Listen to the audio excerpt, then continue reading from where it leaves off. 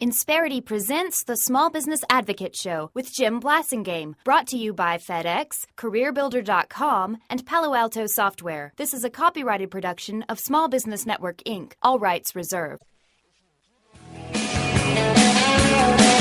was no use talking, there was nothing to say. When the band began to play, and we danced like a wave on the ocean. We're back to 17 till the hour. Thanks for being part of my day. I'm Jim Blasingame.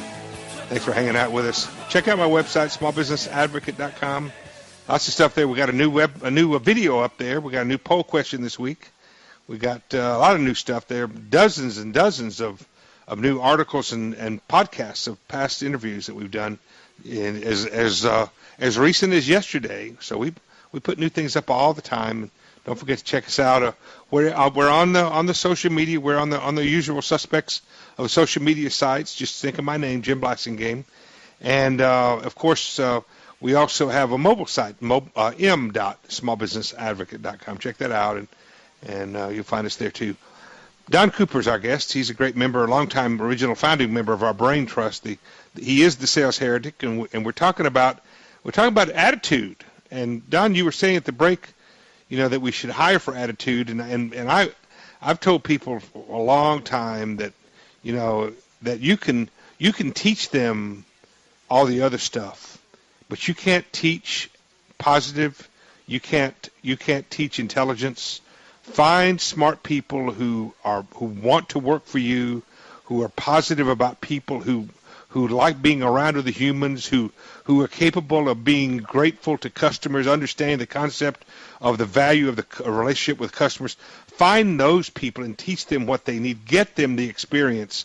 If you don't have those things in a person who has a lot of experience, I just don't think there's not even any question, Don, about which one you hire.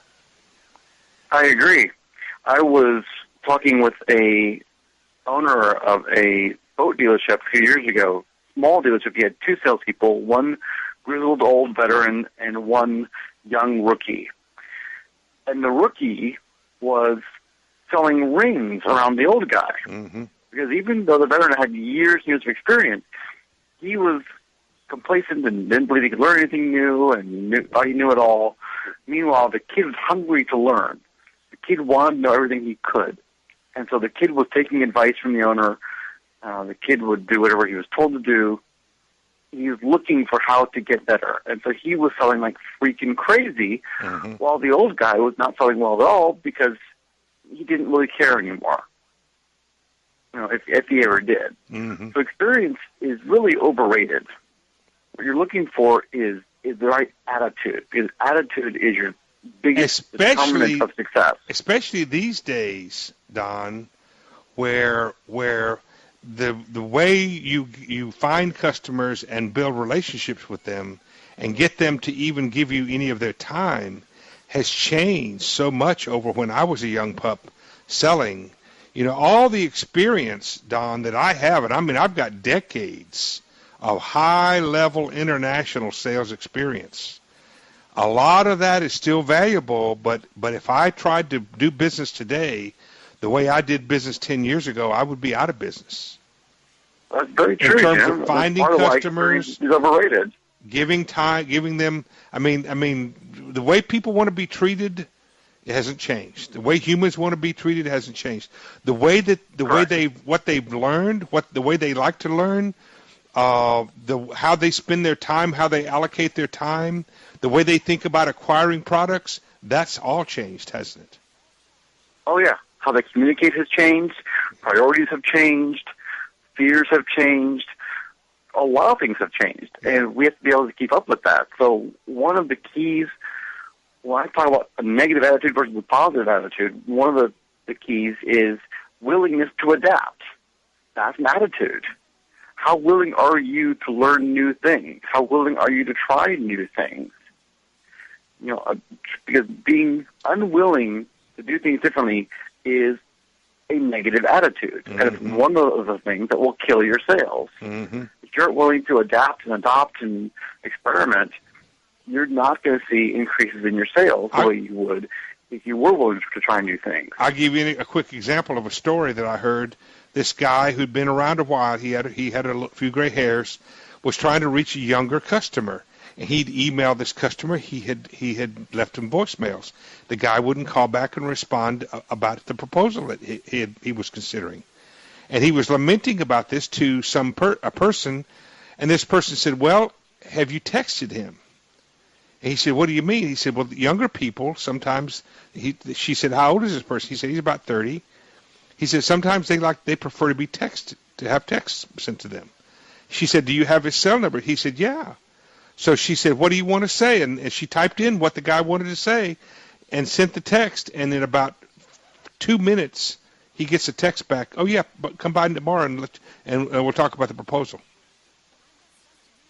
It was that's it was a perfect simple illustration of what I'm talking about. It was as simple as not realizing that email, as new as we think about email and voicemail, it's as simple as those two not being the way this customer wanted to be reached. But he did Right. want to be reached by, and I've got people that prefer that I reach them on Twitter. Yep. There are people that prefer to be reached via social media Right. or texting, and there are some that still prefer the phone. And there are folks, those that prefer email. the topic here is not so much Twitter and texting and all. The topic is being willing to adapt, right, Don? Yes. Yeah. That's part of the attitude you need to be successful. And you need to watch out for negative attitudes creeping up into your mindset that can really sabotage your sales efforts. Don, give us your That website, includes- please. Give us your website, please. DonCooper.com. So check it out, folks. We're going to take a quick break. When we come back, Don says he has some ideas on if you get yourself into a funk, from wherever it's coming from, whatever source it's coming from, how do you get out of that? And what happens if your business is causing the problem for your salespeople? What do you do about that? 10 till. Stay with us. The only way to go. I've been in love 10,000 times. All you gotta do is remember my life. Insperity presents the Small Business Advocate Show with Jim Blasingame, brought to you by FedEx, CareerBuilder.com, and Palo Alto Software. This is a copyrighted production of Small Business Network, Inc., intended for the private use of our audience. Except as otherwise provided by copyright law, all other copying, redistribution, or publication without prior written consent is prohibited. All rights reserved.